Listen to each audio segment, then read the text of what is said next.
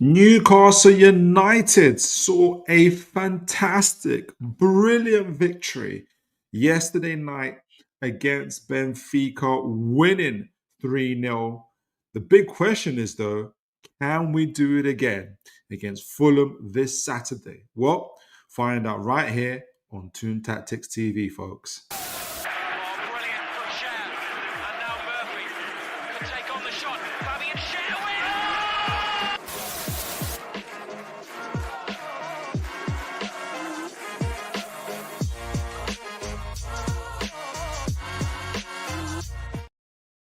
All right, folks. How are you all doing? I hope you are blessed. I hope you're having a fantastic day. Whatever part of the day it is, whether it's the evening, whether it's the morning, whether it's the afternoon, whether you're coming back from work, going to work, thinking about work, or thinking about just life in general, whatever it is you're doing, you could have been anywhere in the world doing it, but you're doing it right here, listening and watching Toon Tactics TV. And so, absolutely blessed to have you guys on as always. And look, I'm looking forward to tonight's show because not only did we win and win really, really well, in my opinion, and we're going to review the Benfica game and using and credit to Zekko from YouTube. I don't know if it's Zekko TV, but I'm going to credit him with some of the material that I'm going to be using as well, looking at some of the stats as well from that Benfica game, but also we're going to be looking at the preview for the Fulham game. And consistency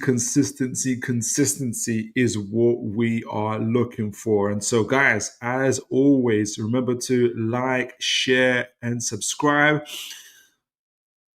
and hit that notification bell. Let's kick things off. Let's kick things off with the review for the Benfica game. I literally forgot. There was something that popped up in my mind. There was something I wanted to talk about. I'm sure it'll come up anyway. But as always, it's good to see Liam. Liam, really happy to see you, sir. God bless you. Evening, Philip. Evening to you, Liam. Can't wait to get your thoughts on the game as well. So do let me know how. I don't know if you were there. Sometimes I know you got to the live games as well. So let me know if you were there or not. So, like I said, we're going to be reviewing the Benfica game, the ins and outs, looking at all the free goals, looking at some of the overall stats, and then going forward into the Fulham game, breaking it down tactically, how they play, what we need to do to hopefully get the win over the line, and what it means. And the key thing for me, or the overriding theme for me is, and I'm sure it is for many of the folks that are watching, is consistency. Hence, shoot, score, repeat. Shoot, score, repeat. Shoot, score, repeat. As the thumbnail says, literally, we need a little bit of that. And certainly Mr. Anthony Gordon has earned his place onto my thumbnails because he had a fantastic man of the match performance. And in fact, I don't know if you guys saw, he actually made it onto the was it the Champions League? Let me take off the noise of my phone. He made it onto the Champions League. Was it all time 11? All time 11 on the Champions League team of the week. So big up to Gordon. He's had a fantastic game, and hopefully he'll carry it on into the game against against Fulham. All right, so speaking of Benfica, and again, big up Zekko, I think it's Zekko TV, used the screenshots from his thing is absolutely incredible. The first thing actually I wanted to do before I went into the game, actually, let me just run through this. I wanted to go through the stats quickly, actually. Let me give an overall view of the game before I break down the goals. That's the first thing I wanted to do. So let me make sure I share that as part of the screen. Let me get that on, and then I'll read Liam's chat there. Make sure you guys can see that. Let me see if is that on? Yes, it is. All right. And Liam says, as usual, the collective intake of breath every time the goes back to Pope.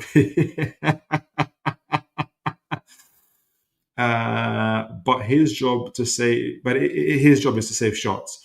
It is. The first half save can't be taken lightly. I'm trying. Oh yes. That, you know what? That is, you're absolutely right about that, Liam. Strawberry Corner season ticket. Oh, big up to you. You got the Strawberry Corner season ticket holder. Brilliant.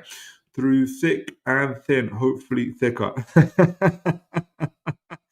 Big up to Liam. To you, Liam. Big up to you. Next time I go up there, I'll make sure I look out for the Strawberry Corner. Nice. All right. So let me give an overall view of the game as well. And thankfully, we've got obviously Liam here, who's there live as well. So as always, I love to hear Liam's views, as all of you guys' views as well on the game itself. But I want to give an overall take before we kind of went down into specifics, because we've been talking about XG a lot. We've been talking about creating goals a lot, and some of our struggles are there. Well, struggles and not struggles. I guess the main thing is creating goals, more finishing them off. And the first thing I want to say is that we finished them off. And you'll see that, for instance, our XG expected goals for this game is 2.63, right? So they expect from the chances that we created, and you can see it dotted around in this penalty box, literally in Benfica's penalty box, right? If some quality chances are more than others. Who was this? So Botman had a shot. It was 0.4, really low. But if you look at our goals, for instance, 0.37 from Barnes. This one was a difficult angle. We're going to talk about that one. 0.4, still got it in. 0.57 from Gordon. An accumulation of many other shots. We had what? We created 5 big chances, 19 shots. How many shots on target? Does it say? How many shots on target? Shots on target.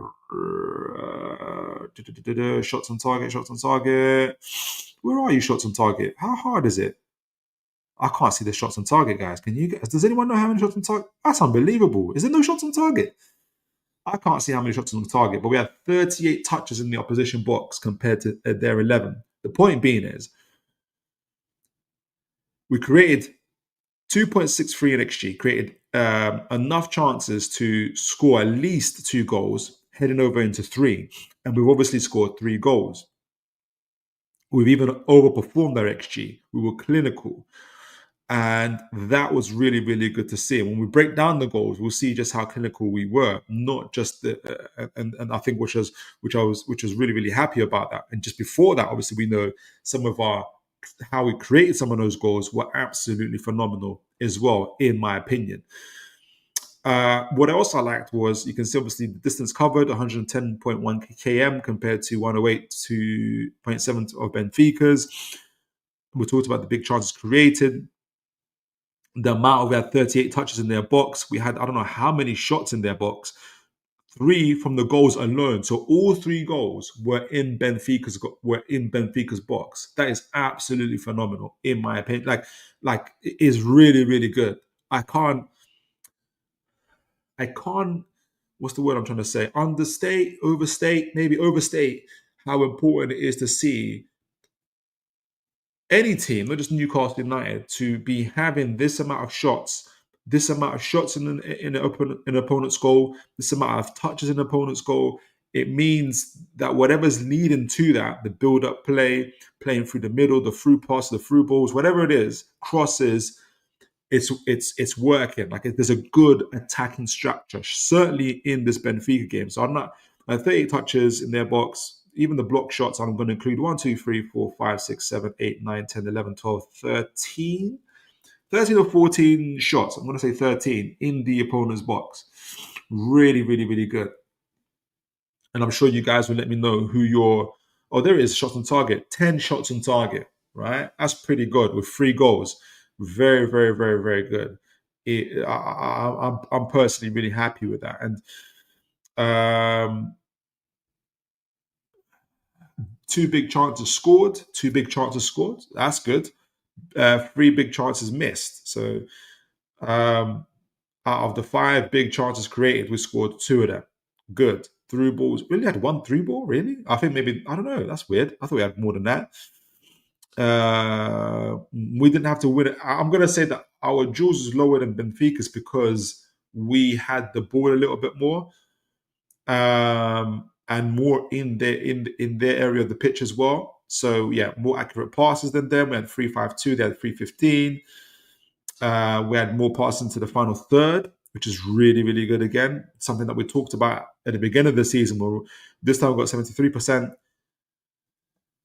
Somewhere at the beginning of the season, we're like 60, 65%. So we continue to be consistent in improving that.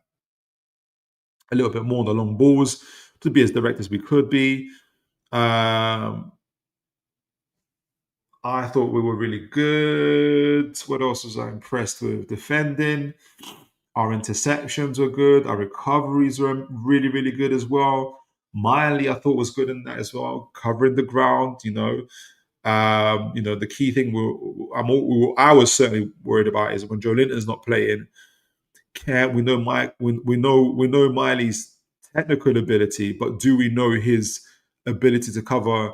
No one's going to have the unique profile of Joe Linton, his physicality and everything else, but can Miley repeat? Can Miley replicate at least some of the physical attributes that Joe Linton brings, which is his ability to cover ground and everything else? And I thought Miley did that really well. But at this moment, I'm still talking about kind of like the overall scale of the game. And so far, especially in the attacking sense, Newcastle dominated. Chances created, Newcastle dominated. Obviously, the important metrics: goals scored, we dominated. We're clinical as well, which is really, really good. Like I said, we overperformed our XG. 10 shots on target, 38 touches in the opposition box. Really, really, really good. And so we're going to break down how some of those the goals as well, to kind of show why I certainly feel our build-up play, our chance, the way we created those chances, and the clinical finishes, I was really, really impressed with. And obviously, my main hope is that we carry that over into the Fulham game. But folks, I've got our special guest here to help me review the games, to help me to preview the games. She's been absolutely phenomenal trying to get onto the show as well, which is really, really encouraging to have. You can have some, it's always great to have folks to join on. And she loves she loves the tune. She loves the black and white. So I'm really, really excited to have her on. Folks, please, please, please do welcome Samantha. How you doing, Samantha? Hi, how are you? Very good, very good. Living life to the full. Living life to the full. Thank you for having me. There are black female Geordies out here. Absolutely. Great to have you on. How's everything with you? Everything well? Awesome, thank you. You need to know that in the group it's serious. Oh, is it? Okay. I'm here to help you today. No, that's brilliant. So I was just telling the folks, so we're obviously breaking down the Benfica game, and we're going to have a preview for the Fulham game. But I was just giving first of all, just starting off with like an overall general view of the game, and then I'm about to go into like just breaking down the goals themselves and see what folks think. But just before I do that, just give me like what was your kind of overall feel for the game, and maybe going in and how you came out of it? Like, what was your kind of overall feelings about it all? So for me, I always think that the preparation for our Champions League games I feel that they're better prepared more than some of our Premier League games. So I think that the side that Big Eddie puts out for our games for Champions League seems to work for us. We seem to have the drive. We seem to want it more, and we're more connected for some reason. I'm not sure why we're just not ready. But the Benfica game showed that Popey boy.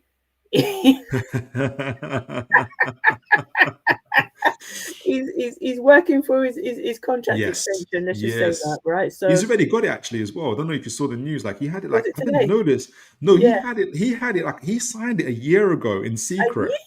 Yeah. It's crazy. Madness. But you mentioned, go on, Sam. No, he showed his worth. He showed his worth in that game, and he looked solid, And I know he's our number one, but sometimes he can be a little bit shaky in our PL games. Liam in the chat was saying the same thing. I don't know if you remember in the first half. I don't know if it was the first 10, 15 minutes or so. Yeah. There was a gentleman on the right. I forgot his name. He was giving Burn all sorts of trouble, but he went in one-on-one and Pope saved his shot from the angle.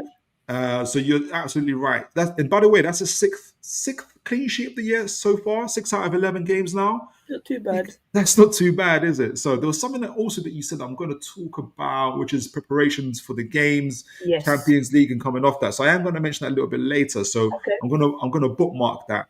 But we've got Liam in the chat. Liam says Eddie call out on wingers contributing is what we all could see.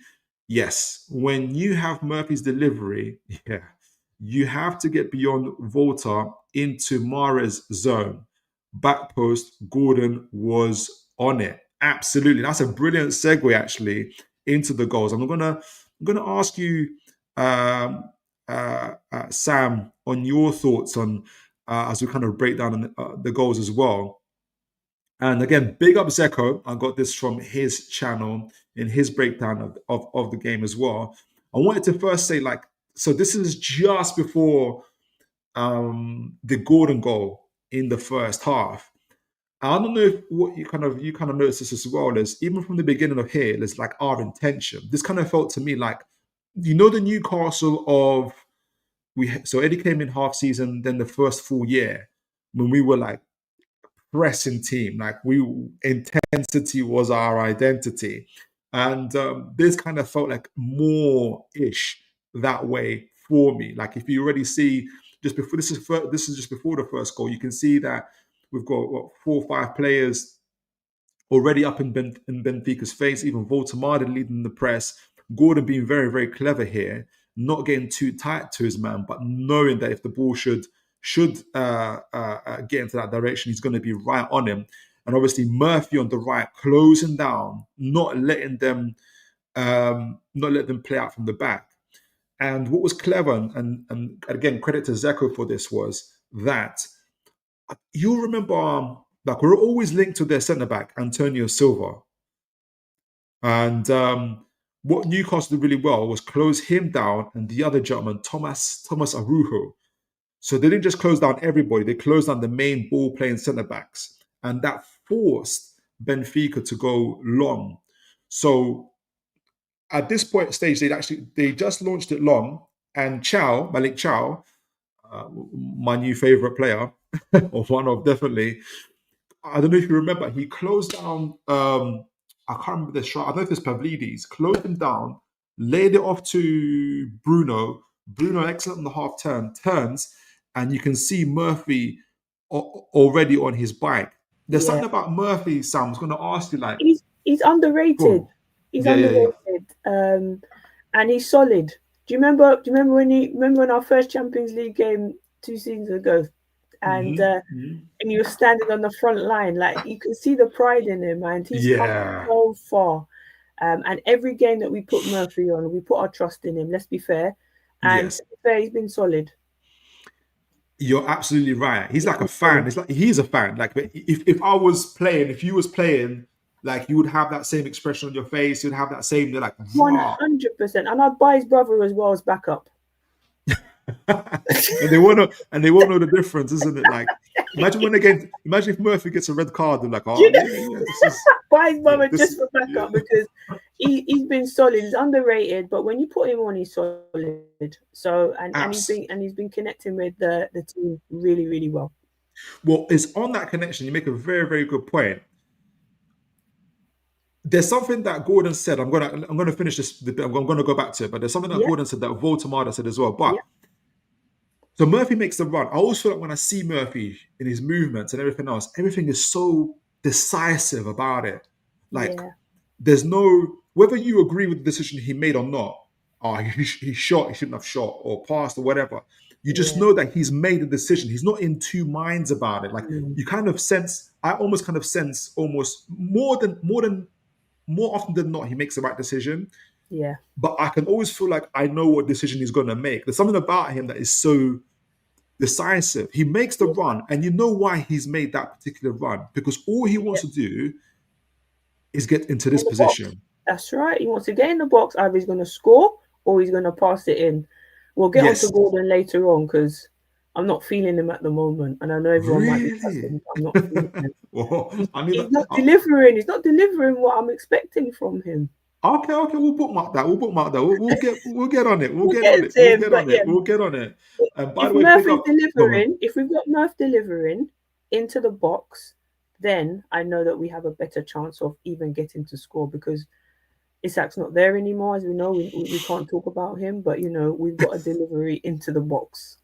We can't talk about him anymore, okay? He who shall not be named. Yeah. That's right. No. So big up to Aaron. Good to see you, Aaron, in the chat. God bless you. Good to see you. Big up Adrian. Good to see you, sir. God bless you. So Murphy gets into the box, and like it's even at this stage. I don't know about you, Sam. When I see this, I'm like, I know exactly where this is gonna go. Like the decision, I feel like the decision was made the moment actually the ball left Bruno's boot. What Murphy was gonna do, like he already knew what he was gonna do. Yeah. Right, and Des Gordon with the finish. Oh no, that's I missed the finish part. What I was gonna say is just earlier when I was saying there's something that Gordon said at the end of the game that I heard Woltemade say about Murphy. When Woltemade scored his first goal, he said, I've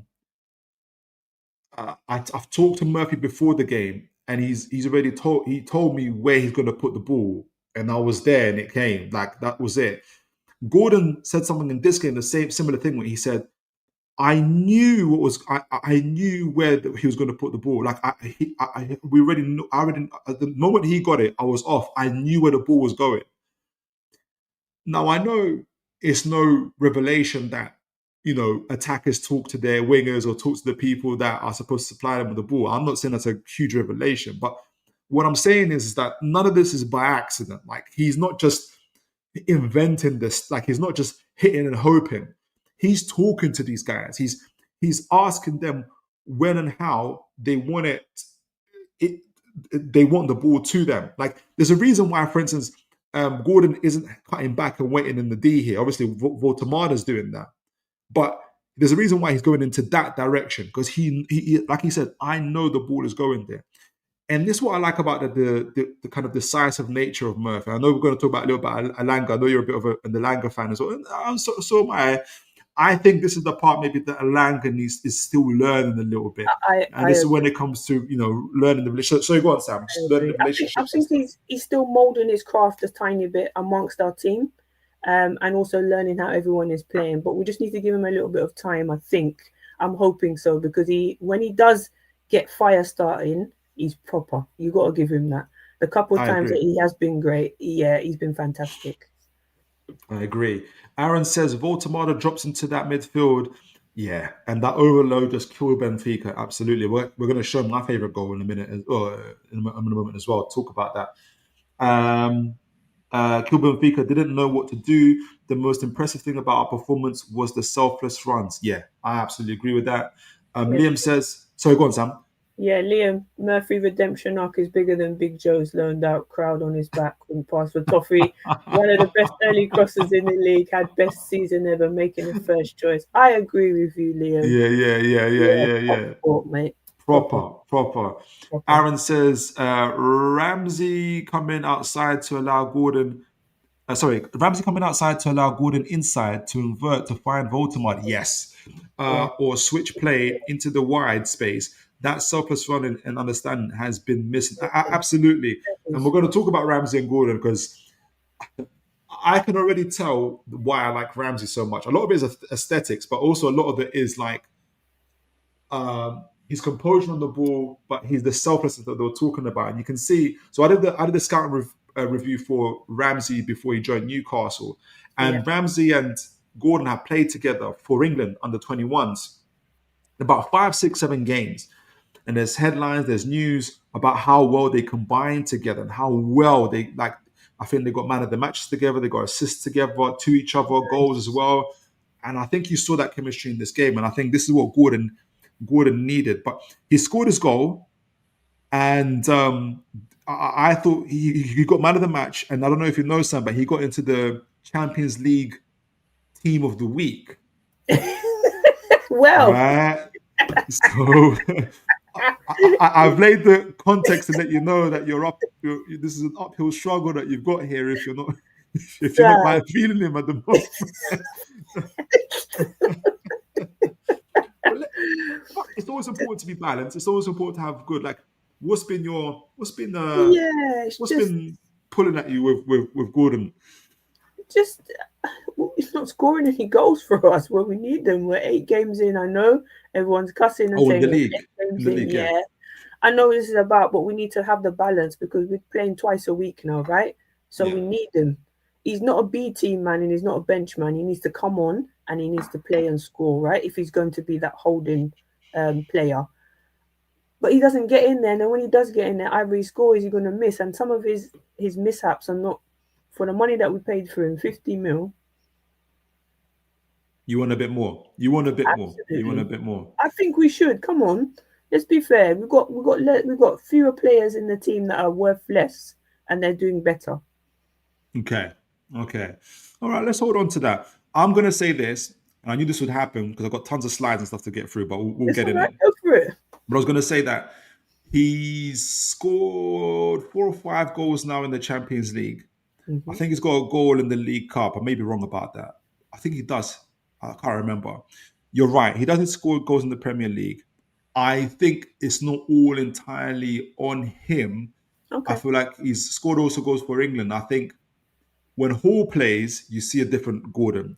And now you see Ramsey, you see a different Gordon. I've said this before, and the guys know in the chat, I don't think there's the same chemistry with Joe Linton on the left. I think it's just the different type of players. Obviously, Joe Linton is asked to do a different job, to be the enforcer, to be the physical. Say that again? He's a thug. Exactly.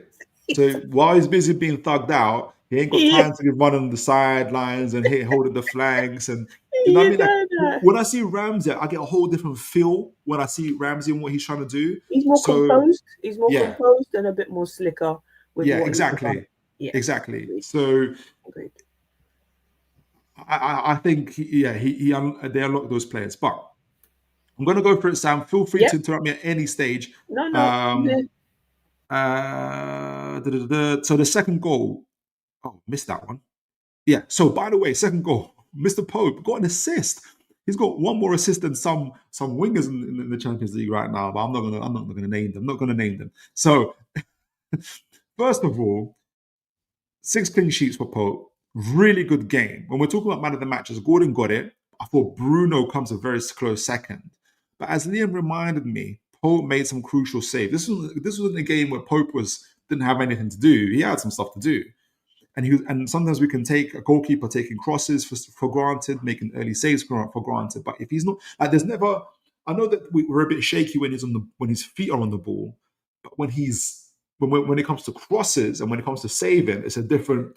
You know what I mean? There's a different feel about Pope all overall. He gets the ball here, second goal. Just remember, this is where Barnes is, right? He's in the penalty box. He's not waiting for the ball on the other end. He's in the penalty box. And from here, he makes a 50 to 60, maybe 70-yard dash all the way to the opponent's half. And you would have seen at the beginning, there was a defender that came across and he missed the ball. And that was Antonio Silva. There was a thing about people were talking about, why is he such a talented player? But there is things to work out for him. He's 21 years old. And it came across to me in this game. But he missed the ball. Barnes anticipated it. By the way, his touches into the box were really, really good. At these stages, we've seen enough strikers get really nervous and lose their composure and kick the ball too far or stagger over it or hit it to the side. There's a real clinicalness about Barnes in this approach for me and how he got into the box. And by the way, this finish isn't easy. It was for the folks know that I've become a real recent fan of XGs and stuff like that, but whatever. What it said is that the chances of anyone scoring from this angle is 0.04, so like 4%, just to highlight that. We know this because we don't see these type of goals going in every day or this. Generally, they either go wide, over the top, the goalkeeper saves it. It's a phenomenal finish from Barnes. Absolutely phenomenal finish from Barnes. And so really happy for him. That's like 2 goals for him in the Champions League, coming off the bench. I'll read a few chats and then I'll ask you, Sam, if you had any thoughts on Barnes and the goal itself. But Aaron says Miley for me was man. Miley. Okay, Miley for me was man of the match on the day. I love Miley. Everything he does goes under the radar, but his tactical awareness and position is top. Allow Bruno and Ramsey to do what they did. I agree with that. Aaron also follows up. I'm excited about the prospect of Howe, Ramsey, and Gordon. Yes, on that left, that might be the key to Gordon getting more goals. But he's already doing it with just one of them at the moment, right? So why not? Liam says England and Benfica were Gordon of old. Yes, beat the man both ways to keep him guessing instead of cutting in.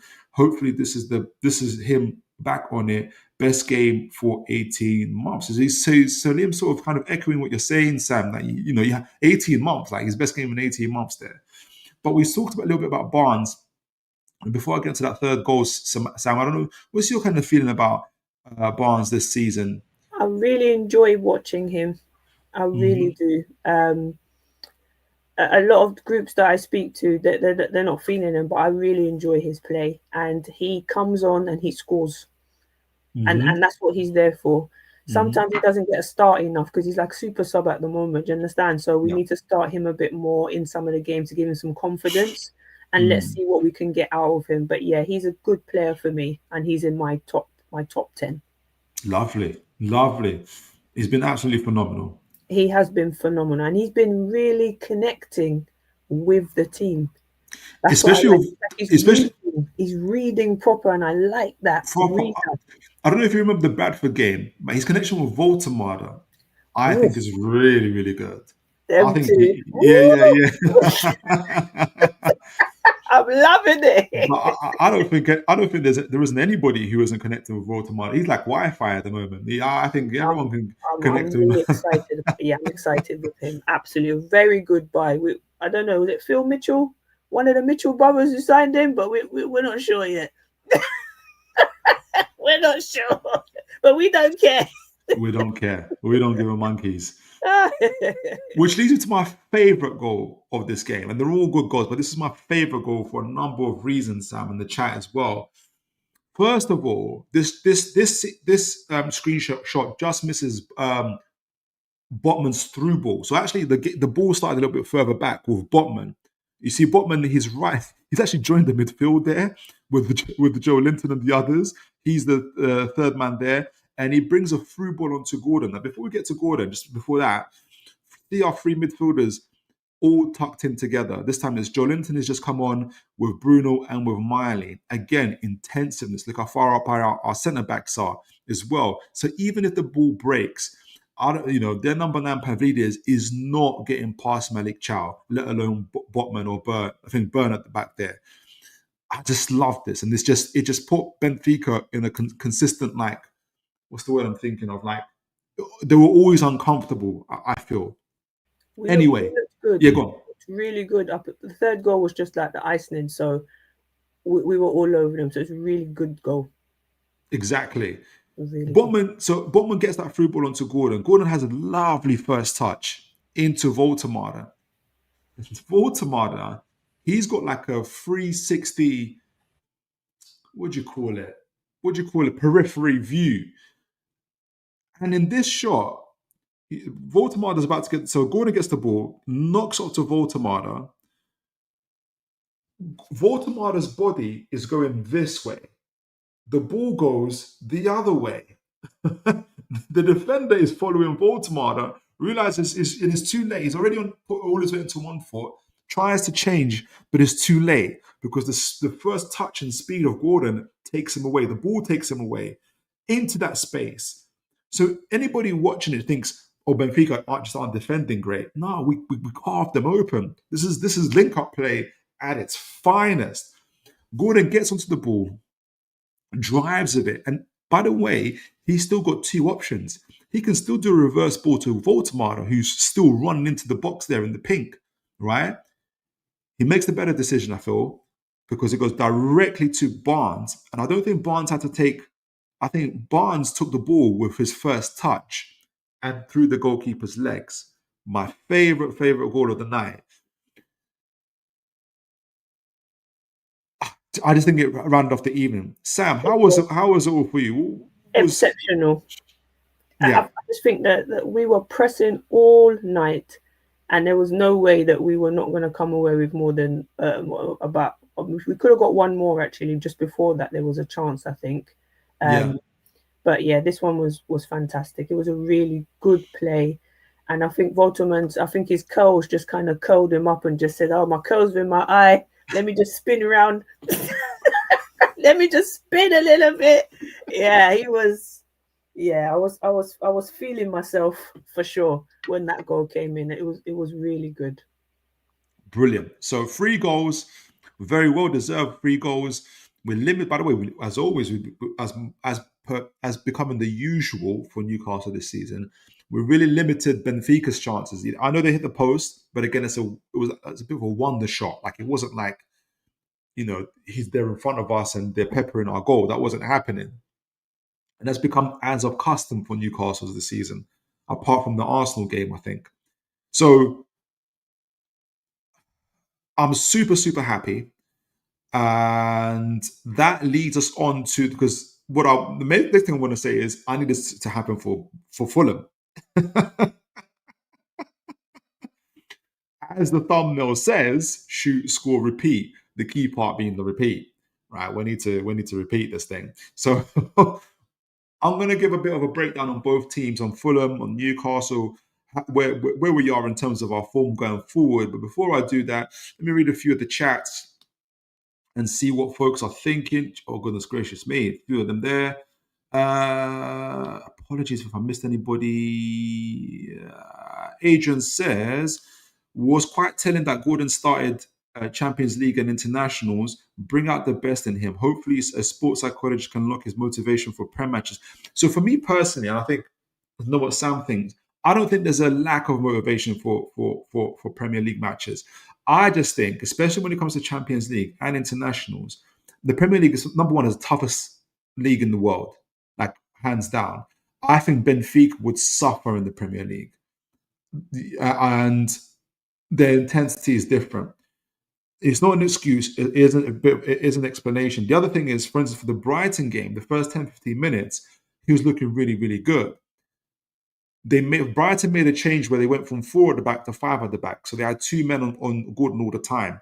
And Newcastle needed to get the ball to him earlier and earlier. I'm going to talk about this a little bit further on, about what has been the results and the outcomes for Newcastle on the back of Champions League games and domestic cups. I should have included internationals as well, because I'm not quite sure if internationals, I think that's been the more of a hindrance than the other games, because it kind of knocks us off course. Because just before this international, we beat Forest very convincingly, 2-0 at home. We beat USG away in the Champions League 4-0. And we were unlucky to say unlucky. I think Arsenal deserved to win, but it was a hard-fought game against Arsenal. The point being is, I feel like if we didn't have the international, I feel like we would have gone into the Brighton game with a little bit more rhythm and a little bit more form. Aaron says Woltemade has to be the most aesthetically pleasing footballer I've ever watched play for us, and that's saying something. That's true. That is saying something. We've had a few.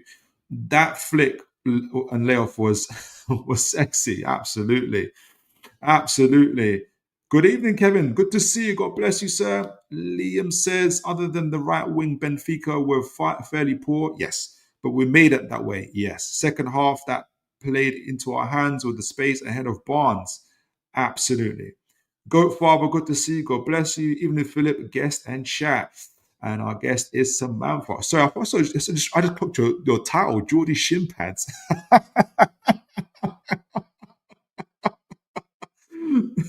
Big up Geordie Shimpads. I should have just said that.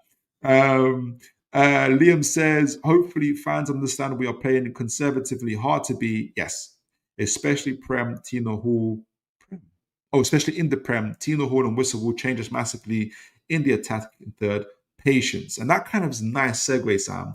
I feel like I'm not on a mission to convince you, but I'm just going to say that I'm going to be talking some stuff today. And let's see, I'm really keen to see what your thoughts are as well. I I like Liam. Liam's a sensible person, it seems like, because he's being fair out here. Because I'm just quite critical in areas because it's we- my team, right? Because yeah. that's how you're meant to be.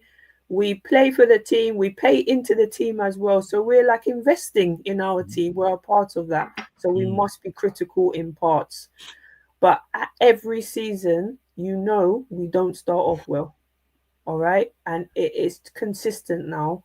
And I'm a little bit tired of it, thinking we did spend a bit of money in this window. Not a bit, we did spend some big money in this window. Okay. So I was expecting a little better. I'm just waiting for the team to gel. But how long do we take to gel, Phil? Do you get what I mean? That's the problem that I have. We kick in, don't get me wrong. But why can't we kick in straight away? Like most teams. Why does it take us a little bit of time? So, for instance, Guardiola is able to do this because A is Guardiola and B, they've got a lot of money. They buy a lot of their players. Like the first week of the transfer window, they bought all their players in. But they've got a very healthy PSR situation and they got Guardiola. Better preseason or not? So they had a better pre-season, but Guardiola makes it a point to get his players in as early as possible and to bed them in. But if it was, I guess my greater point is, it's not easy to do that. If it was, everybody would be doing it. And we had an entertaining, putting it mildly, transfer. And we had Phil Mitchell. And Phil Mitchell wasn't going with nothing. And if people will remember, our rejection rate for forwards was anyone we wanted. Just remember, we tried to get João Pedro somewhere in June. Yeah. João Pedro was supposed to be a striker, right? Before we went on to Sheshko, before we went on to, I can't even remember, I think I blanked out my mind. Ekatike, God help us with Ekatike. He was on the medical, or he's going to have a medical. We went to Germany by the way, we went to Germany. We wanted Gibbs White as well. He didn't even want to come. Gibbs White? Are you sure it was Gibbs White? That was Tottenham, right? Yeah, he didn't want to come. Gibbs White? I hope we didn't want Gibbs White. I hope it wasn't Gibbs White. That's another one to the post. But especially with the forwards, my point is, like, we could have got a forward in June, but it's not. We don't have Guardiola. We don't have that money just yet to do that. So I don't think it's lack of trying. It's if what I'm saying is making sense. I think we wanted. For me, I just wanted some players in, whether we had them or no, because we had the money. Even a lone striker would have been good. And if we weren't going to get anyone after the forbidden one, we're not allowed to talk about. Do you know what I mean? So, but we didn't see anything coming. Right. We didn't have anything lined up until Woltemade it came around. You understand? So I was more worried that we didn't have a backup because we needed to come strong because it was in both competitions this season. It was a tumultuous transfer window for sure. Right. So let me give a bit of an overall take on Fulham before we get into the. Let me take this chat off. Before we get into the nooks and crannies of how Fulham play. So I had a little bit of a breakdown of Fulham so far. This is just their Premier League form so far. 4 games at home, 4 games away. Obviously, 8 games played. Total number. I'm going to focus a little bit on their away games because obviously they're playing at St James's Park.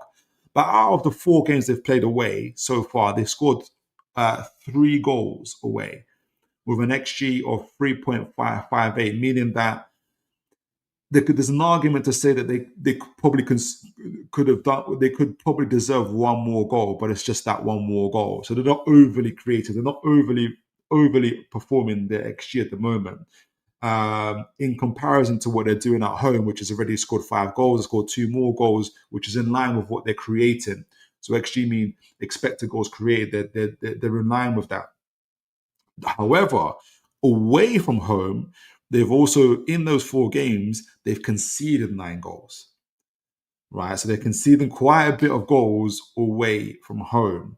And with the number of goals they're scoring compared to the number of goals they're conceding, there's a big gap at the moment for Fulham. I'm not overly sure what the reasoning for that is, but it's not working out for them. They are they are scoring on average about 0.75 goals per game, so barely.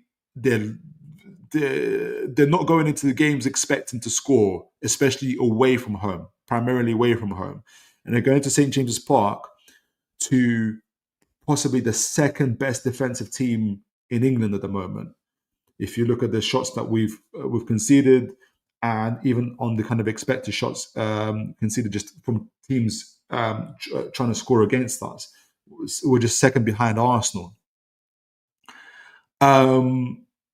And they're conceding roughly 1.52 goals per game away from home, which if you're a Newcastle fan, you should be rubbing your hands and thinking, we can't wait to meet you at St James's Park. So, but they did whoop us last season at St James's Park as well. I say whoop us, but they beat us. Like they beat us. Like, they dealt with us correctly. don't sugarcoat it, please. So I want to be respectful. I guess I'm looking at the current form, but then historically it hasn't been great. So I guess the word is cautiously optimistic is what I'm going for at the moment. We should be going into these games wanting to win, okay? Right. And this is what the main issue is at the moment, is that we are slightly, I don't know if it's a confidence thing. I don't know whether, as you said, it's the gelling pre-season or we're not getting there yet. But we have a very good squad at the moment. Highly intelligent individuals and highly entertaining as well. They play very good football when they do start to gel. But for some reason, we're just not getting it in the net. And this is the main thing. I think our passing, pressing, sometimes the defense is not great. Bruno makes some mistakes sometimes as well. He can be a bit hot-headed, you know. So, yeah. I'm going into this Fulham game looking for a win, not for a draw, because we need to get going on our Premier League games and are winning at the moment. So I'm more optimistic than you sound. Than I sound. Oh, I thought I sounded more optimistic than you. Okay, right. let me crank up my optimistic voice and they're full and is it Caravallo? Did I say that correctly? Cavallo. Oh, Cavallo. Yeah. Sorry, Cavallo. He's a very good player, and when he's on it, we could be in trouble. Okay. Yeah, I think I'm hoping to see this a similar form when we after we beat USG 4-0, we had Forest at home and then we whooped them 2-0. I'm hoping for something similar like that because that was a good game. Fair dues. That's what I'm hoping for. For us, 4 games in, 4 games away, 4 games at home. At home, out of the 4 games, we've scored 6 goals, which is really, really good. Really, really good. From a total XG, again, expected goals of 6.96 goals. So if you were to ask the scientists, they'll be like, Newcastle possibly deserve 1 more goal than what they've got for their return. So we're slightly underperforming, but it's still pretty good going. I'm going to focus on the home game because obviously we're playing at home. Against the 5 goals we've conceded at home. What's interesting, and I think Liam's alluded to this, is that we've conceded 5 goals at home, right? And we've conceded 2 goals away from home. And those 2 goals were against Brighton. We've actually kept 3 clean sheets away from home. And it goes to the point of us being really quite conservative away from home. I think part of that is due to the fact of us finding a way to still grind out results while still trying to gel, while still trying to get results that we need to do. And that's about rhythm and that's about getting things going. That's my personal opinion. I think if we're 3, 4, 5 games in without international breaks and stuff, I think we'll see a better. Like I said, exactly. So I thought you're right there. But remember, the first 2 games. Look at the Liverpool game, 96 minutes. Come on. Like, I think that our losses have not been bad losses. No, not at all. So exactly. Very well, and we're the better team in most of our games that we have lost. Okay, so that's fair to say. But it's just that, is that because we're just not? We are an established team, but Liverpool and Arsenal just got a better stamina than us. Or what? We've even with the Liverpool game. we actually we created more shots than Yeah, we them. did. We were the better team. Absolutely. They were very, very fortunate. If we play that game 10 out of 10 times, we win like 7 or 8 most of the times, honestly, Agreed. or at least the minimum get a draw. They're lucky we got a player sent off. People forget that. Like they're so lucky. But anyway, enough about Liverpool. But just So saying that our losses anyway haven't been bad losses because we yeah, could have been winning enough of those games that we did. yeah, I totally agree. Yeah. Cool. At home, we're scoring an average of 1.74 goals per game, so nearly 2 goals per game, which is good. Sorry, XG per game, so expected goals per game. So, which is with the chances we're creating at home, we deserve more goals. We're scoring 1.5, so nearly two goals as well. So we're still underperforming for what we're creating. And so teams are creating about, if you put are able to put together about an expected XG of 0.89. So teams can't. This is like the average. So teams aren't. We're very much limiting teams, where teams don't expect, with the chances they're creating against us.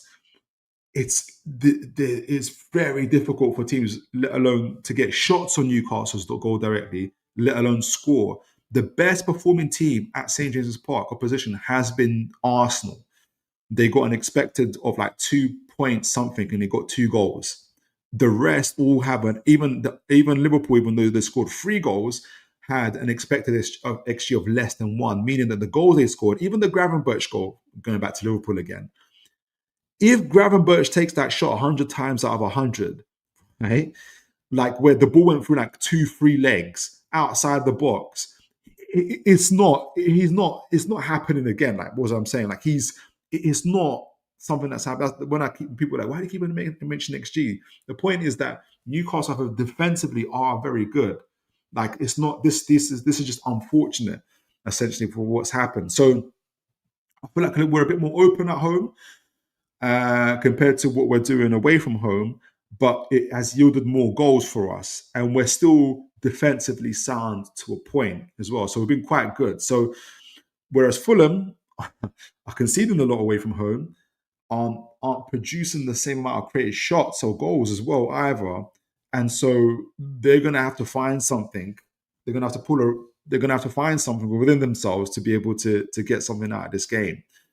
So this has been Fulham's game so far. On the right are the last 3 games they've lost. They lost to Villa 3-1.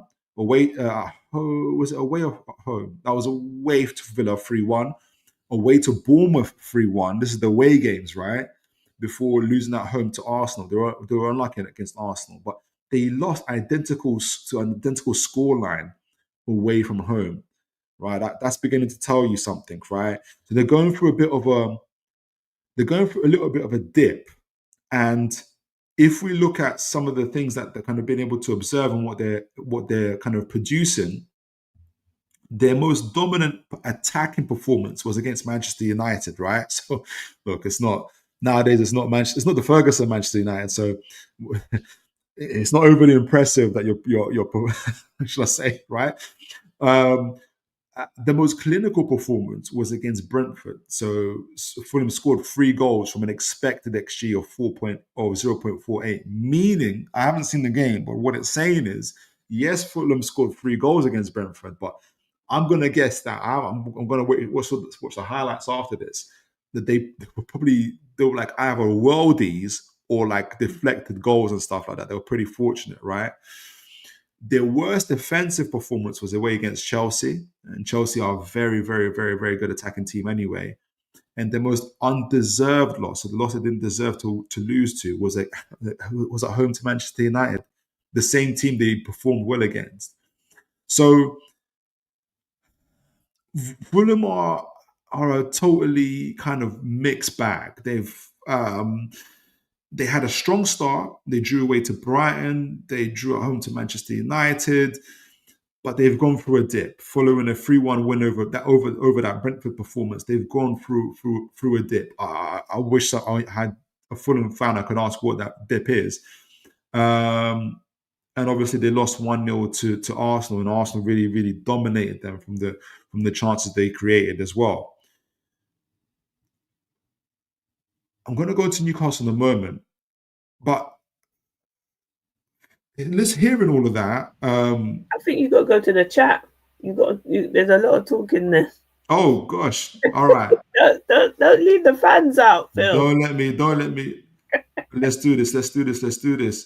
Goatfather says, give us some good news on injuries, Philip. I haven't heard anything in terms of any setbacks apart from the usual. Obviously, Hall is out for the next 2, 3, 4 weeks. Wissa's due back soon, early November, so that's good. Tino, same as Hall, he's not back until November as well, but I think otherwise we're in a very, very healthy position. And actually, I'm going to talk about the starting lineup in a moment, but Tonali's good. He was on the bench as well, for instance. Imagine we've got Tonali and Joe Linton on the bench against Benfica to come off. Like we had Barnes and I forgot who the other guy is. Elanga that came on off the bench. That's a very good bench. I know. On all the years I supported Newcastle, apart from maybe Bobby Robson's era and a bit of Keegan's, I haven't seen benches like that for a long time. So hopefully, bench looked good for sure. Say that again. Our bench looked really good for sure. Honestly.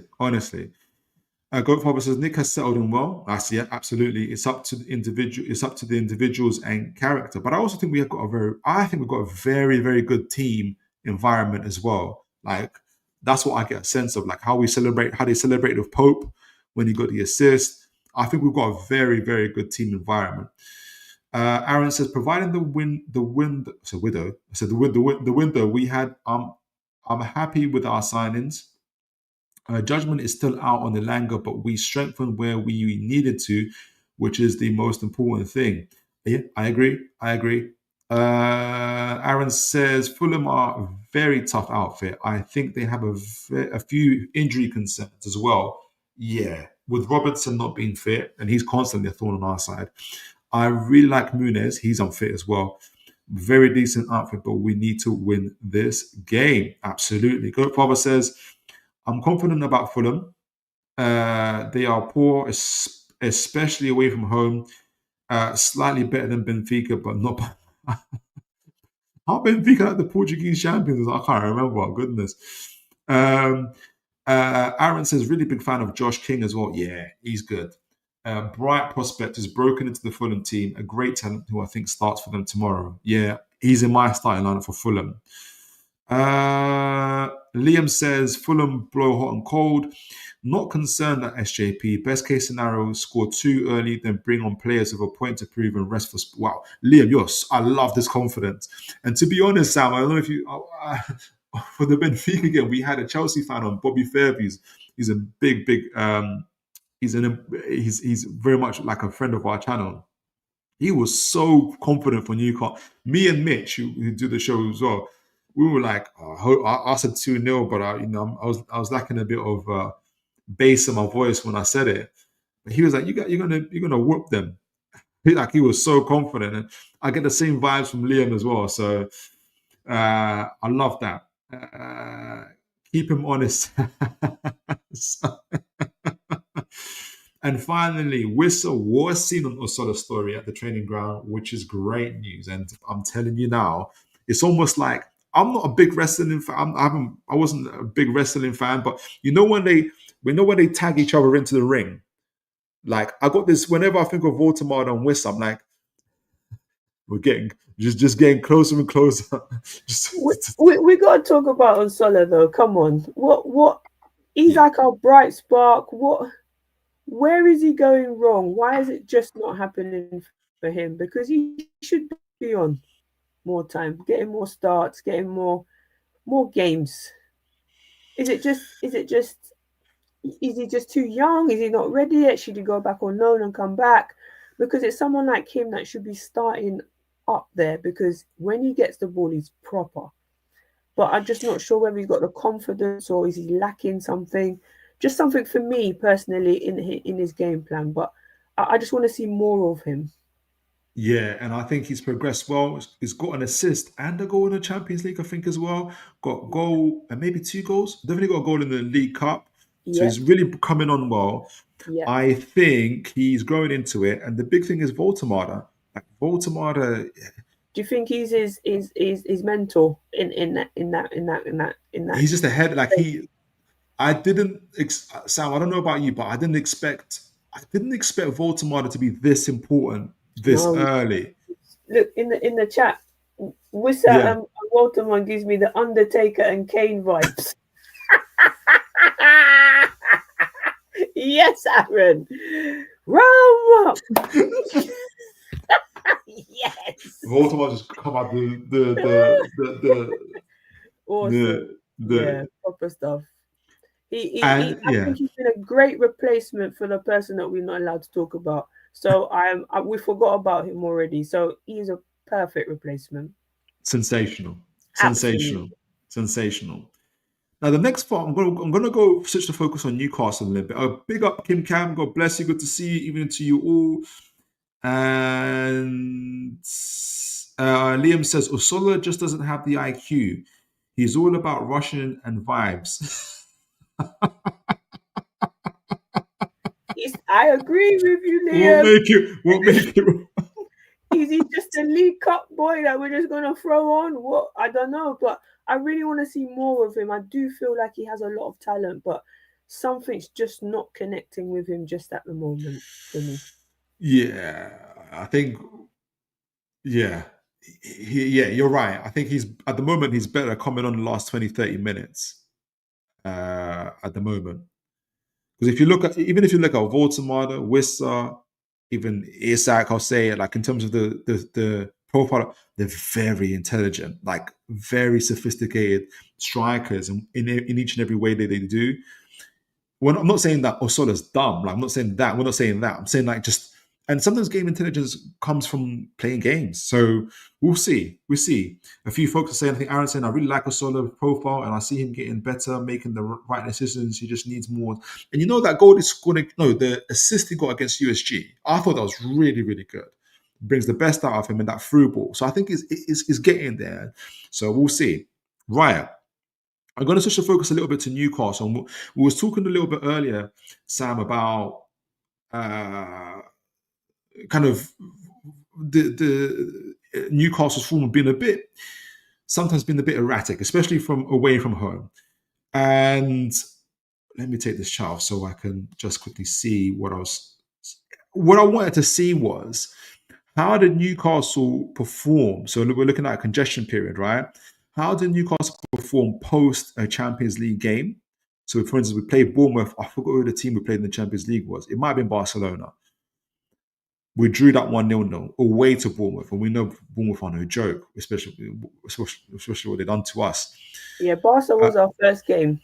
Barca was our first game, so it must have been Barcelona. Then we had an away game to Bournemouth. It was 0-0. This is the lowest XG, so created chances that we had 0.14, woeful, but 0-0 nonetheless. Then we had a post-cup game where then we played Arsenal. So we must have played. Who did we play? It must have been the league. It must have been Bradford. It must have been. Was it Bradford? It was Bradford, right? A 4-0 out of them. We got 4-0 out of them, and then we lost 2-1 to Arsenal, which was a better performing game. But last minute goal, come on. It was a last minute goal. I do think Arsenal slightly deserved. The chance. I think that was more of a tactical error where we did a containment thing with Arsenal where I thought, come on, let's just have a fight like we usually do, and they don't really like that. But anyway, I think if Eddie Howe got to do that game again, I think he plays it a little bit differently. We lost, it's fine, and we move on. The next game was Forest. After USG, which we played after playing USG away, 4-0, very comfortable game, really good game, by the way. And one for Big Ange. I don't win games, I win trophies. That was 1-0 more in his coffin, mate. Just saying. But you know what? In that game, because he always gets cussed for doing high line, Forest didn't really play a high line with us. Like they tried to be measured. Listen, we just didn't want Chris Wood to be scoring no goals. We weren't having that. We weren't having that. We weren't having that. We're not having that. We beat them 2-0. We had an average XG, meaning, again, expected goals created chances of 3.82. So we deserved to score nearly 4 goals in that game. And that is the truth. There was a point blank save from Chow. There was we were peppering their goal. Woltemade should have had a goal. Did he score? Did he score in that game? They let us run wild up there. We should have, Yeah, when you see older brother fighting little brother, we pinned him down. He was crying for mom. It's like anyway. So that was that kind of stuff was happening, right? So in summary, what that tells us is that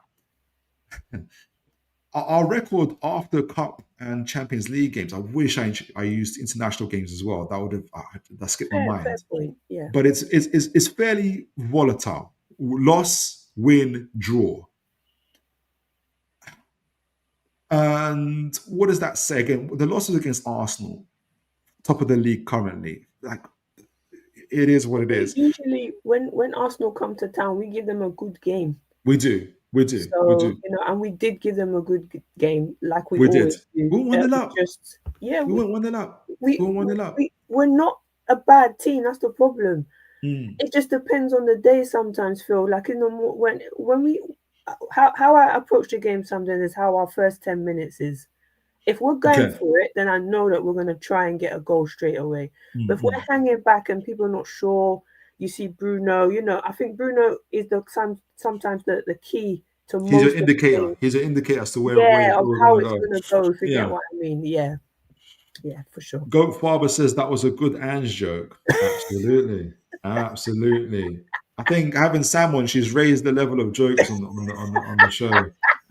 I need my Elenga headband. Go for you know what I'm saying? What have we done so far? So we've not been bad in terms of creating goals, but could be a little bit better. Again, so we drew away to Bournemouth, and Bournemouth are always tough for us. It was an ugly game, but we got the draw. And then we whooped Forest. So yeah, but I was like, we needed that win though, didn't we, Phil? Come on. Right. We needed that. But that leads us on to the Fulham game now. Yeah. It literally is. We'll either win, lose, or draw. I know. But if we go into the game, how we went into the Benfica game and the Forest game, then we will win. Yes. But if we're going trying to keep players safe and also, trying to rotate, then we've got a problem. So we need to come out there like we want to win. It's not about saving players for certain games. You need to put out your best squad. And sometimes Eddie doesn't get that right for me. All right. And Kim Cam says, I've got something in the way there. There's something in the way in my chat. Kim, the second best defense in the PL will go a long way this season. And yes, we are hit by the Toon Luxent.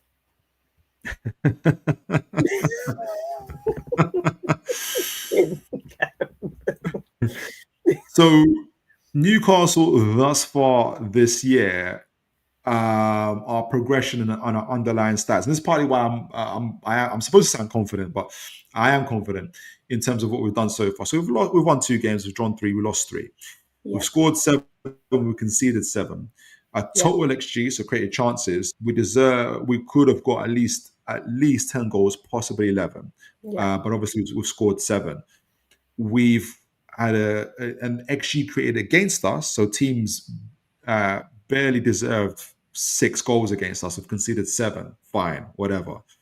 Home average XG, so the amount of where we're scoring is we're creating we're creating enough chances for at least 2 goals at home.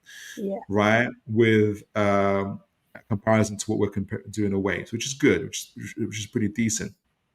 Now I said all that to say this is going to sound funny, but this is why I think our luck will change, or should I say what I think is at the moment is that our overall points aren't reflecting what we're putting in our performances.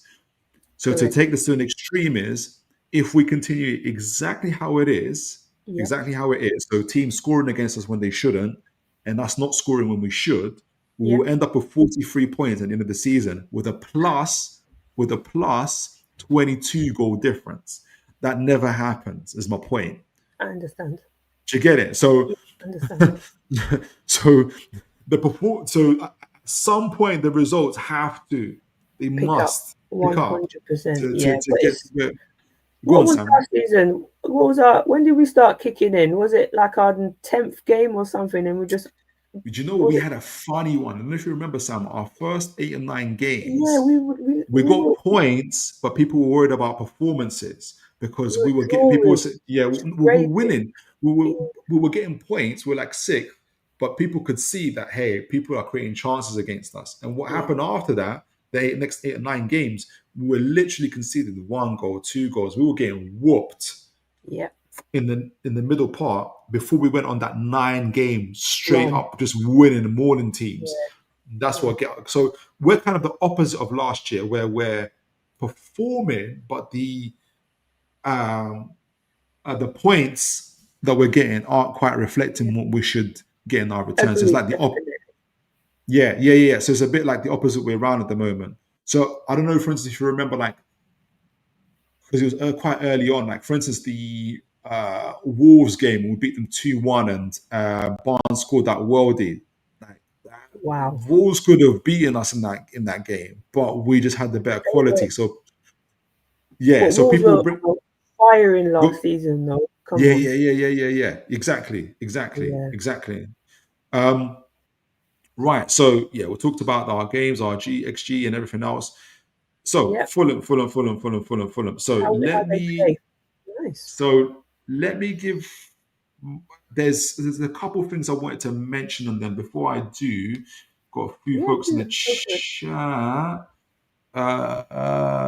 We have Kim Cam saying this is the period when Eddie pushed the team for points. Eddie Howe tradition. Yeah, I definitely want that. Liam says yes, Kim Cam. Oh, you're talking to Kim Cam there. Aaron says my concern and one of the things holding us back is the fullback position. Injuries to Tino and Hall are massive. In January, we really need to sign a left back or a left back that can play both sides. I think would be a dream at this moment in time. What's your thoughts, Sam? Do you think we're missing our fullbacks, or do you think are you fairly? You think maybe too much has been made out of that, or you're happy with Bernard left back? What's your kind of feel for it? The jury's out. Okay. The jury's out. Because some games were fantastic. We're not missing them. And then, yeah, the jury's out on that one. Yeah. Yet to be proven. We'll see. Yeah. We will see. I think I can't. Phil, you got to be honest, because we're not great in that area.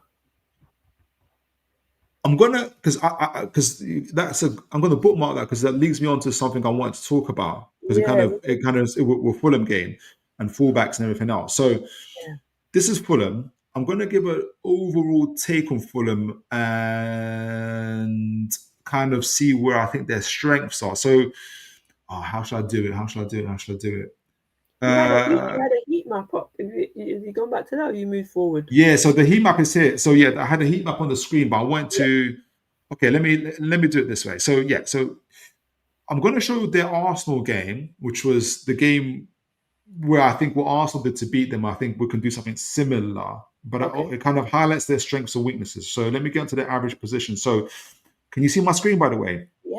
Yeah. So Fulham are on the left, Arsenal are on the right. This is the average positions. Now, you have to take average positions with a pinch of salt, in the sense of like as an indicator, right? So, and heat maps are really good to kind of prove are kind of a better way of showing where players are, because average positions don't always tell the whole story. You have to be able to add a little bit more context, but they're a good indicator of where the teams are.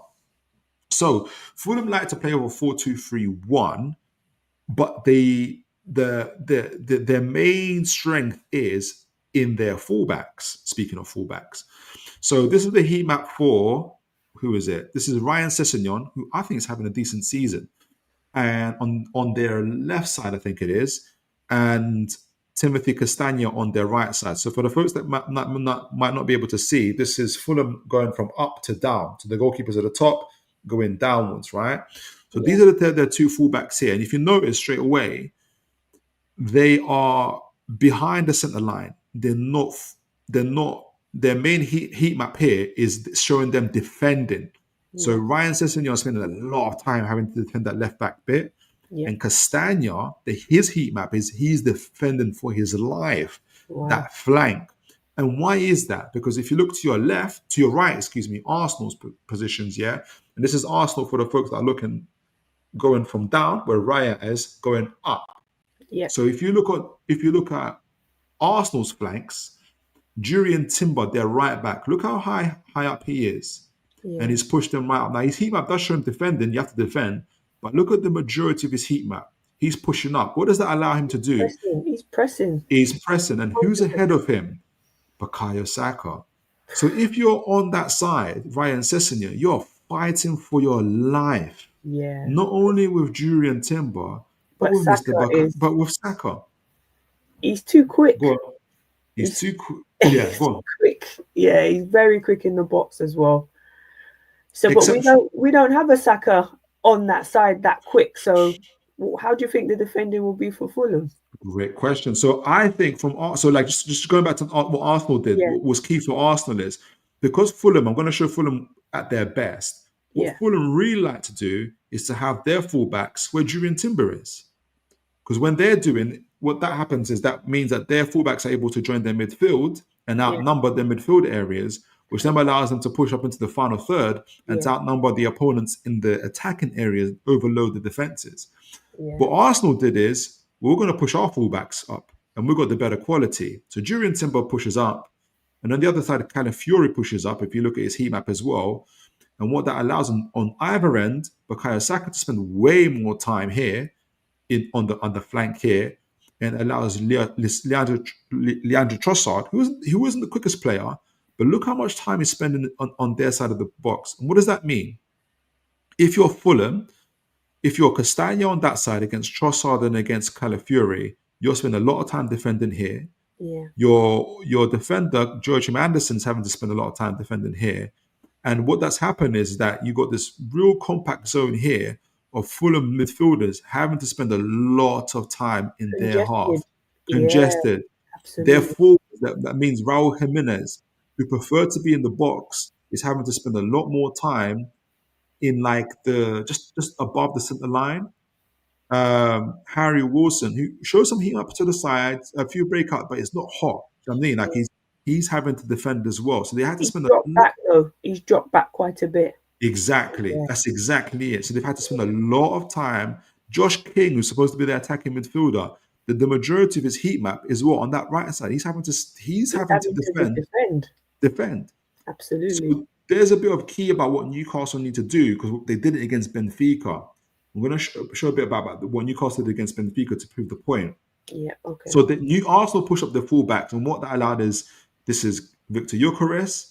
He spent a little bit more time in the opposition box, up on their side, on the right side as well here, as well as here. Allows, I think this is Eze. Yeah, this is Eze. Spends a lot more time being creative in the final third.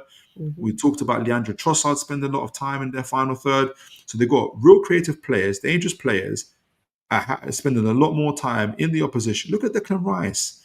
Declan Rice is spending way too much time in their half dictating the play because their fullbacks have pushed up and their fullbacks have pushed back. Let me show what Newcastle can do. And we did it, and I know we can do it because we just did it against Benfica. So let me get on to Newcastle. Yeah. Newcastle, Benfica.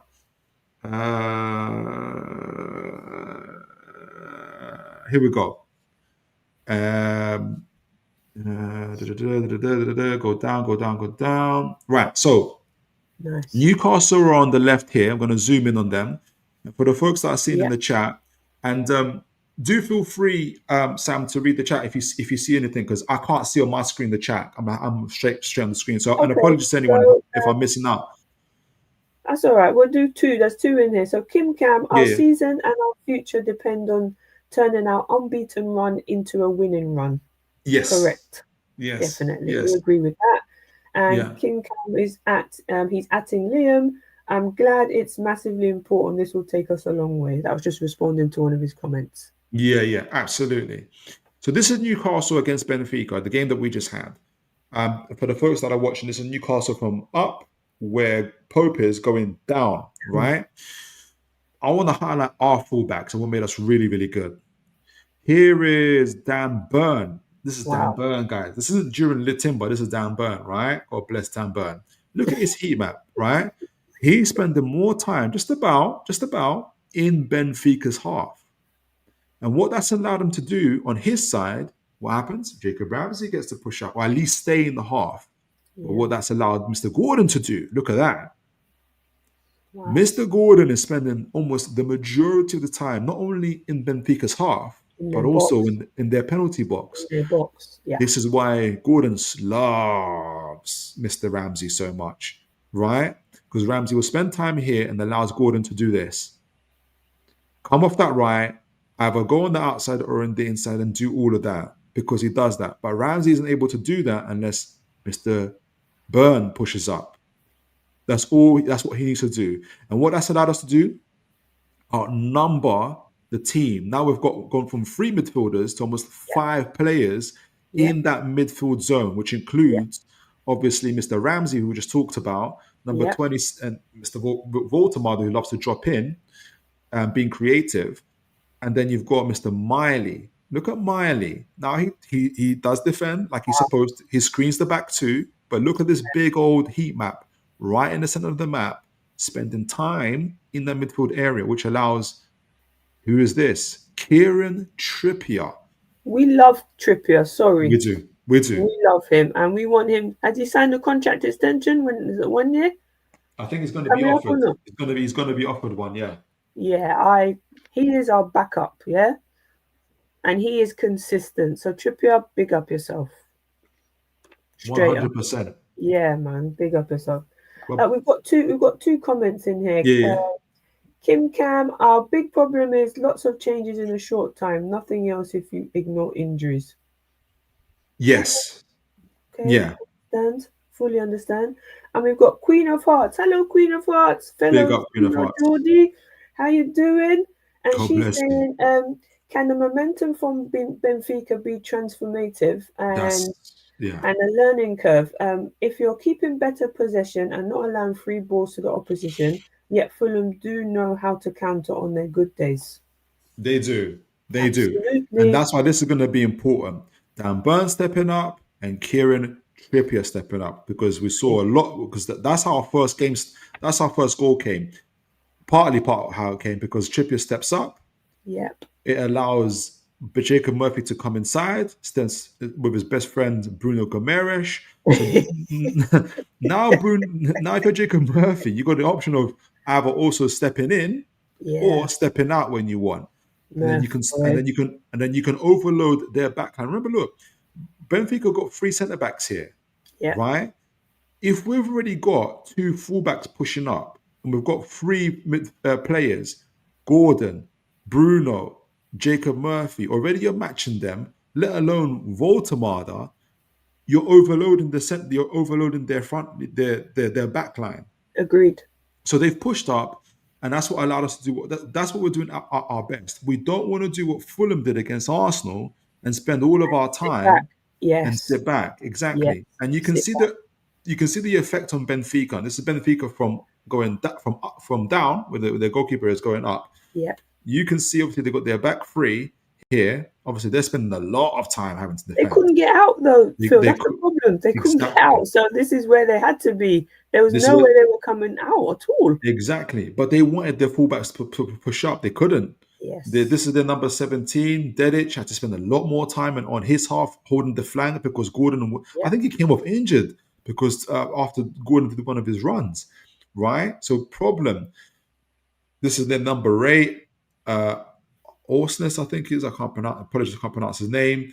He tried. He was in the half here, but it was very, very difficult for him. His man over here, Baron Kier, who I thought had a decent game. They've had to. They managed somehow, but it was most of the time they had to defend their half. The number 20 had to back up his guy, Richard Rios, who's a really good ball carrier. This is who's this? Pavlidis, they're number 9. Look. Look at him. You ideally want the heat map to be a lot more around the penalty box. They're not spending much time there. Same for Lukabeo, who had a decent game actually. He was a bit better with his running power. Who was the one that hit the post? Was it him? Yeah, it was. Yeah, it was. Yes, it was him. And Kim in the chat is saying, if the wingers are flying, we are flying. Simple. Our strength is in our wings. What do you think? Maybe. Yeah, our strength is in our wings when our fullbacks push up and our wingers have the choice. That leads us to the let me just get to the tactics board. Yeah. So there's other stuff I wanted to show about Fulham. I'll talk about it in the thing, but it's a very good segue. Where are you? So let me share this. Is it this one? It is tactics. Okay. Can you see my screen? Yeah. Yeah. All right. So big up JLA. This is our tactics board. I'm going to get into it, but first of all, so I've taken a fairly educated guess on who Fulham are going to play based on the team they played last time against Arsenal and looking out for their injuries. I do think Sessegnon will play a left back, Castagna right back, Anderson and Bassi making up their centre. They love the 2 pivots here. They always love a pivot with Burge and Kearney, who are capable midfielders. And their live wire, Josh King, who's only 18 years old, but very good. Good signing. Good signing. Jimenez, their forward, who's I still like, Iwobi and Wilson. So Sam, I've gone for pretty much the same team. I've actually got, I think maybe I've kept Tonali out. I've kept Tonali on the bench. I've kept Joe Linton on the bench. I've kept Barnes on the bench. I can hear you breathing already. I've kept the Langer on the bench. I'm going to give my reasoning, but then I'll see what you're saying. I've got Botman and Barnes needs to start for me. Okay.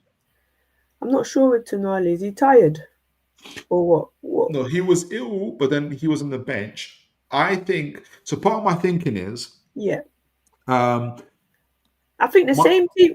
You're right. The same team might go out, Phil. But if we score 1 or 2, then we need to make a switch. 40 minutes in. If we're 2 up, 40 minutes in, you need to make some subs. You and Liam are fantastically confident for 40 minutes in. I love that. First half, this is where we go hard in the first half. We don't score in the second half that much. True. The first half is where we go hard. I think that's what Eddie's style is these days. But yeah. So go on. So part of my thinking is that, and we're thinking about the rotations and everything else, because this kind of gives you, because Tonali, just remember that he played nearly 90 minutes for both of his games internationally before the Brighton game. Yeah. Then he had that cold and everything else. So the game off against, who was it? Who did we just beat? Benfica. Yeah. Is a respite. And the fact that Miley had such a good game is an extra incentive. Just remember that we've got Tottenham coming up. And I know we've got to take it game by game. But I think... But are you saying you want to keep him ready for Tottenham game? I want to keep him fresh. And I want Howe to have the option of, okay, if Miley doesn't reward my trust, I can always take him off and put on Tonali. That's not bad, is it? Fair. Right? And I think Bruno, who also had a really full international break, he nearly played both 90 minutes for Brazil before going against Brighton, before going against Benfica. I think Eddie Howe will think that if, God willing, Bruno gets through the Fulham game, either I rotate him in the Fulham game or I rotate him for the Tottenham game. Right, so I've got Tonali instead of Bruno. What I think Howe hopes is that both Miley and Ramsey continue to play well. Yeah. Right, so that allows the likes of Tonali and Joe Linton, who hasn't been playing well, to kind of fresh and rotate. And now you've got a midfield that you can swap around. You've got flexibility. right? He's using his squad. Would Eddie ever drop Bruno? Yes, he would drop Bruno, but I don't think there's an occasion to drop Bruno just yet. He's had he's unless he's tired, right? Yeah. So We there can't is use him for every game. That's the problem. We need to be selective with him. well, He exactly. gets frustrated. So if Bruno is tired, which I don't think he is, I think he still plays him. But there is a chance that he goes off and not Joe Linton. Denali plays, but I think he's okay. I think you might probably see him against Spurs, but you never know. Oh, My main thing is Woltemade. Woltemade also played 2 90-minute games for Germany before going to Brighton, before going to Benfica, and now Fulham. But I do think he starts. no, he's ready. He's ready. He's solid. We're And not giving up on him. He's solid. We're rocking out our 75 mil. Yeah, our money, our add-ons. We're using our add-on money. We're using all of you know, I think, and we probably need him for the Tottenham game as well when we play for the League Cup. I'm saying if we're 2 up, take him off, let him have a half hour, 45 minutes rest. Boom. Yeah, 100%. We got firepower that can slip in. We have firepower. That's one thing we do have. But we need to make sure that we hold our line defensively if we are 2 up, because I do notice that we do let that cheeky goal in. Yeah, exactly. We want to be able to avoid that. I think Murphy plays over Elanga just based on form at the moment. Yes. I think Gordon stays as well, though he also played nearly 2 full 90 minutes for England before playing for Benfica against I'll Brighton. drop Gordon this game. I'll keep him on the bench and make him super sub. Would you really drop Gordon after he got a goal in this? For Premier League, I'm not. I mean, I'm not feeling him, Phil. All right, we'll see what you do. Just for now. You can leave him there because I know that's your team. That's my team. When I'm going Betfred, I'm taking him out.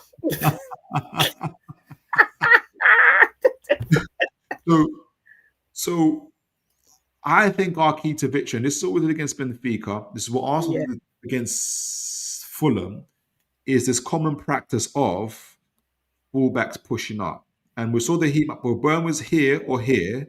Yes. What that allows is Ramsey to get himself here, where he's got the choice of being on the outside or the inside. He's got a very good chemistry with Gordon, so he knows when Gordon, how to get the best out of Gordon. So you'll see him more and more in these positions.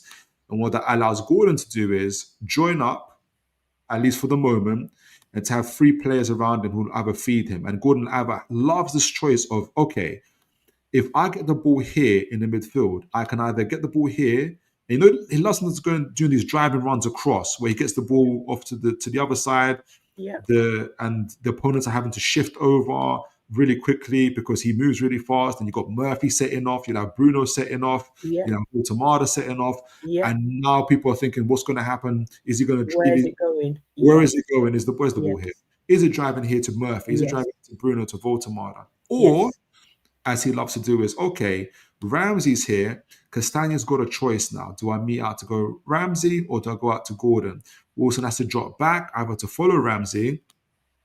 And once he does that, the problem is Castagne is one-on-one with Gordon.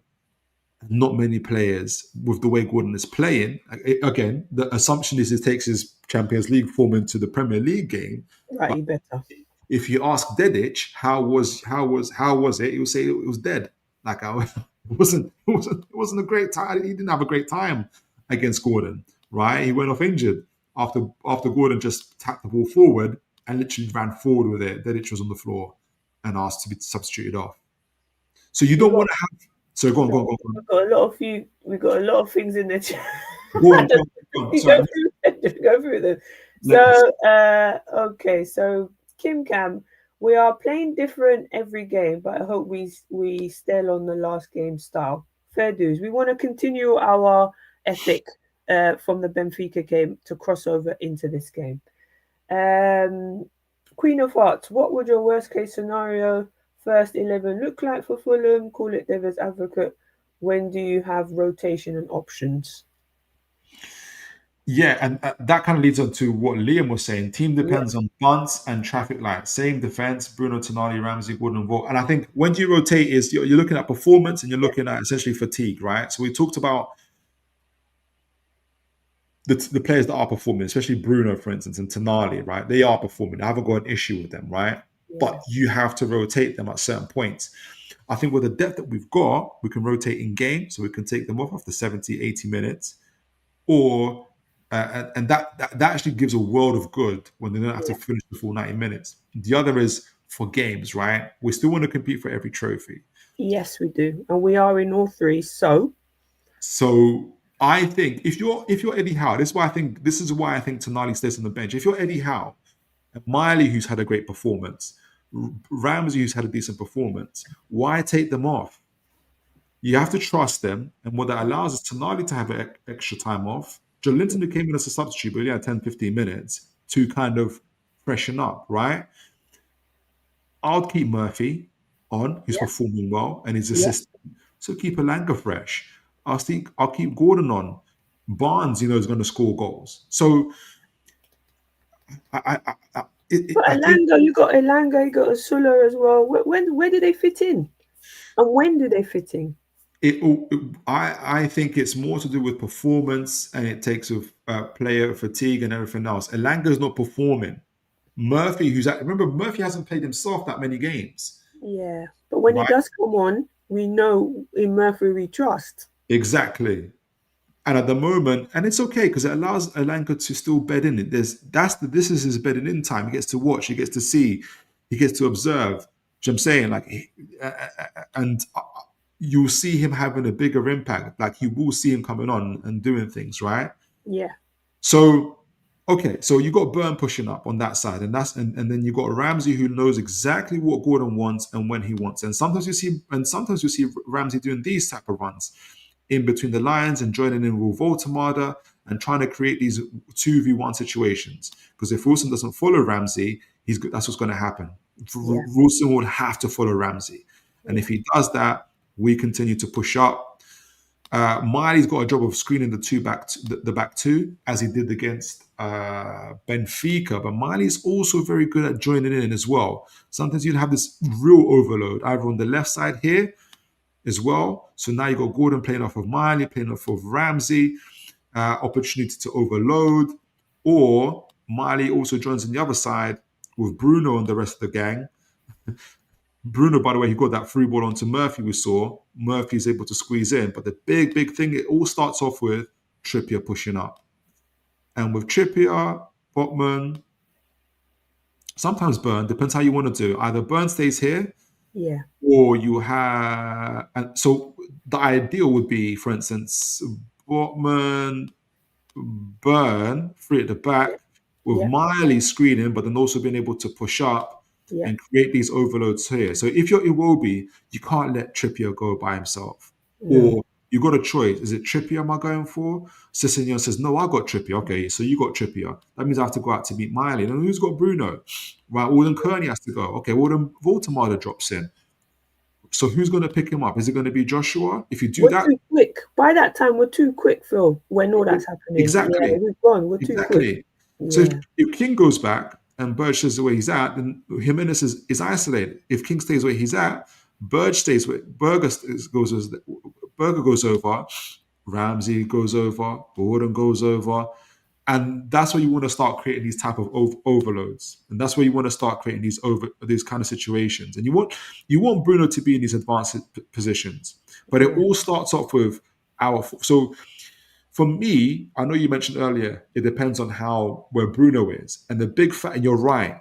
If you see Bruno in the first 10, 15 minutes of the game in these situations, it's because Trippier has made this move here.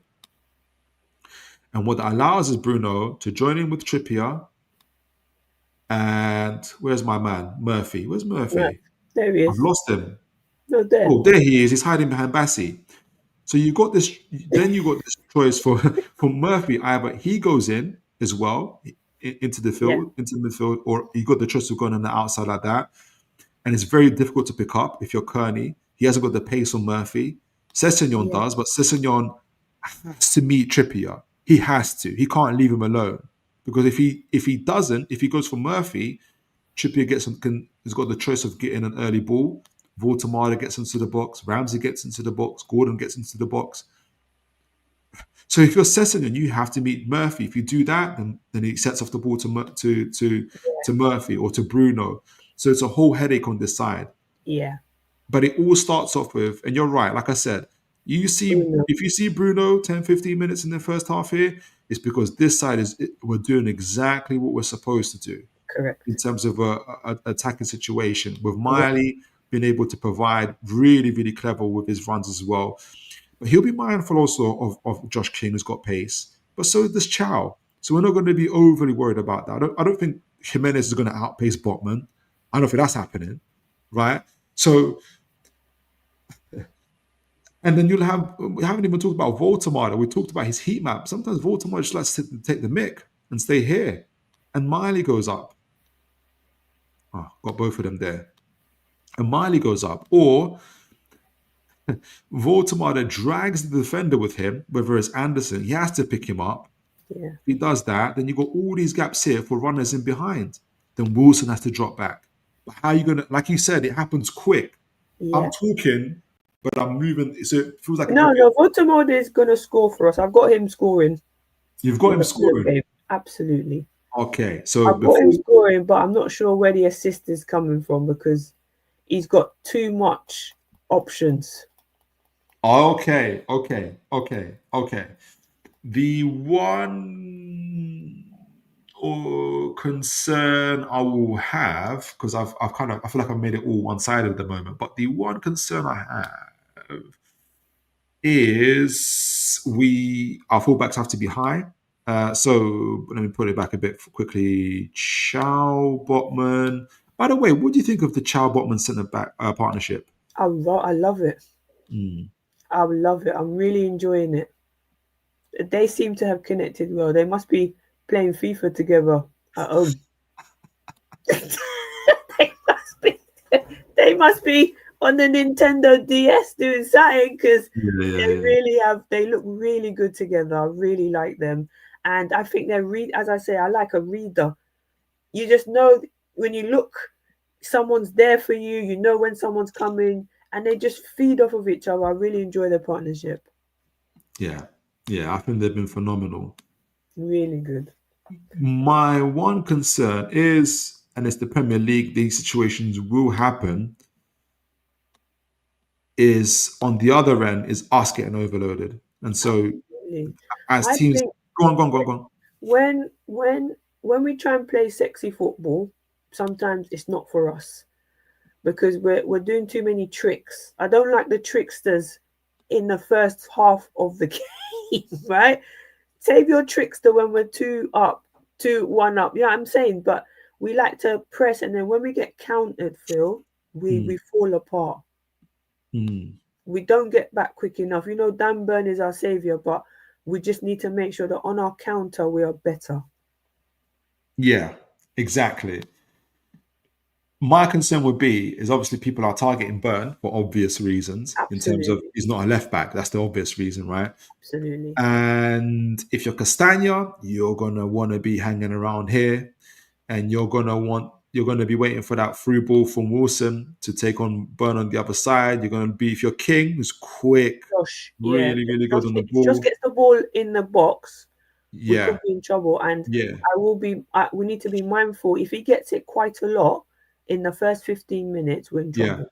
Yeah, exactly. You want to do this kind of situation where Josh drags out Botman out wide as well, so Miley has to drop in, and then you got this kind of situation of overloads happening. And then if they're getting the ball in earlier enough, and then we're not careful, you know, Bob's your uncle, and we're in a bit of trouble. So there's going to be and I think Ramsey's actually good at this. I saw him in the Benfica game where he's going to have to follow his runners. Him and Wilson are going to have a great time fighting it out today, right? Because I don't want Gordon. He will have to come back and support Burn at some point, but I don't want him doing it too much. I want a situation where he at least feels comfortable to stay here and say Ramsey will be okay, Botman will be okay, because if the ball breaks, It's a We've got someone problem. there to run because Anderson is not catching him. yeah. Not on this time on Sunday. I can't think of the phrase I was thinking of. I can't think. You know what I mean? I was going to come up with something clever, but I just flopped. I just flopped it. Right, but you get the drift, right? You want this type of situation, right?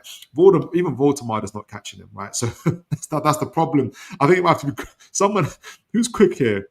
Okay, Murphy's going to have to set himself off. Something's going to happen where it's probably going to be a Murphy type of situation, someone with that pace, right, to stay there. So there's going to have to be some leeway here in terms of what we're doing. So we have to be careful. It's not all one-way traffic by any means. All right, so we're getting to the end of the show. Guys, I want you all to send in your score predictions. And before I ask Sam for her score predictions, let me see. So I'll get her time to gather her thoughts. And I will ask... in there, Newcastle United's best team performance won 3-0 on Tuesday. Let him do it again. Okay, yeah, all right then. Exactly. Having Toure coming on and running at Burn is the only thing that worries me. Oh, right. Exactly. That's from Aaron. Exactly. That's a good call, Aaron. I forgot about that. I don't think he starts though. No, I think he comes on. He comes on though, doesn't he? He's a super sub. He is a super sub. Kim Cam says, forget about resting players, play your best team anytime. I do go with that philosophy.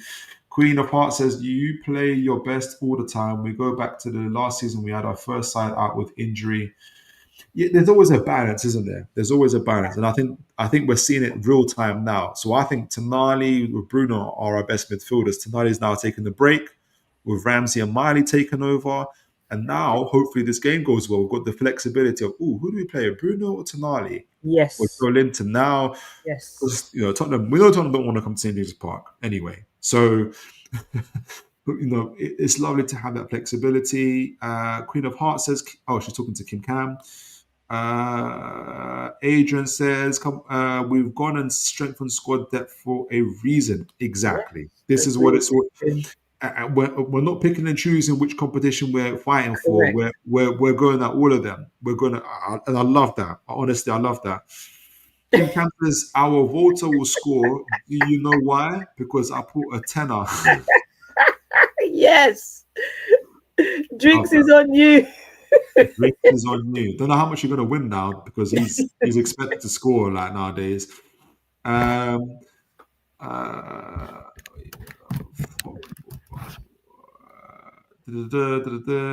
So Aaron's got his predictions there. 2-0 win. I think it's going to be comfortable, to be honest. Okay, I love that. I love the score lines. 4-1 for Adrian. Oh, Adrian. Oh.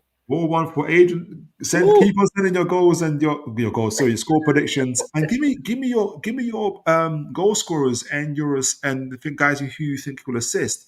Sam, I've got Volti and Murph. So I'm going 2-0. Going 2-0 as the scorers, yeah? Yeah, Volti and Murph. Because I think Murph is going to be attacking quite a bit. If we get it right, he won't be sitting back on the counter. So if we can get him, working, I think we've got a goal for Murph. And Volt's definitely going to win. He's got too much love. The assist is coming in from all angles for him, so he's going to get a goal. I think Murphy's definitely getting an assist, for sure. All right, assist for Murph, go for it. I think he's definitely getting this. I don't know why I started off with an assist as a score prediction. But